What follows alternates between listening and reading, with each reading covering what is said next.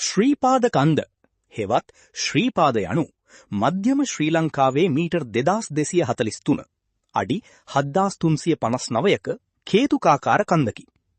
එල්ලා පර්වතය යනු ශ්‍රී ලංකාවේ මධ්‍යම කඳුකරයේ ජනප්‍රිය පැය 2-4කත් මධ්‍යස්ථ කඳු නැගීමකි. එය ඇල්ල පරතරය සහ තේවත්තුවල දර්ශනීය දර්ශන ලබා දෙයි. ආරුක්කු නවය පාලම, අහසේ පාලම, අහස් නමයේ පාලම ලෙසද හැඳින්වේ. එය ඇල්ලහි පිහිටි විශ්මයජනක යටත් විජිත යුගයේ දුම්රිය මාර්ගයකි.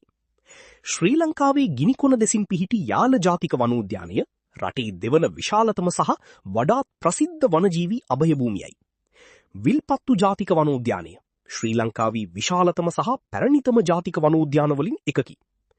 හෝටන් තැන්න ජාතික වනෝද්‍යානය යනු ශ්‍රී ලංකාවේ මධ්‍යම කඳුකරයේ පිහිටි ඉහළ උන්නතාංශ සානුවක් වන අතර එය මුහුදු මට්ටමේ සිට මීටර් 2100ත් 2300ත් අතර උසකින් යුක්ත වී.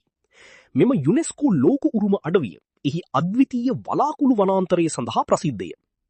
ලෝකාන්තයේ යනු ශ්‍රී ලංකාවේ මධ්‍යම කඳුකරයේ කොටසක් වන හෝටන් තැන්න ජාතික වනෝද්‍යානයේ පිහිටා ඇති නාටකාකාර මීටර් 870 අඩි 2854ක බෑවුම් සහිත කඳු බෑවුමකි.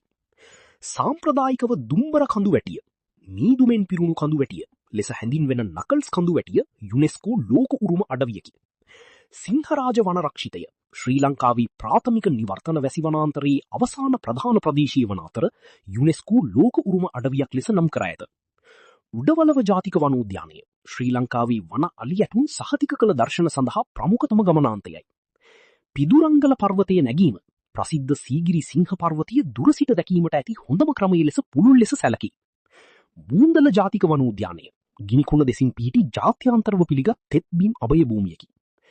බම්බරකන්ද දිය ඇල්ලය නම් උසම දිය ඇල්ල, දියලුම දිය ඇල්ල දෙවන උසම දිය ඇල්ලයි. රාවණා ඇල්ල පළලම දිය ඇලි වලින් එකකි.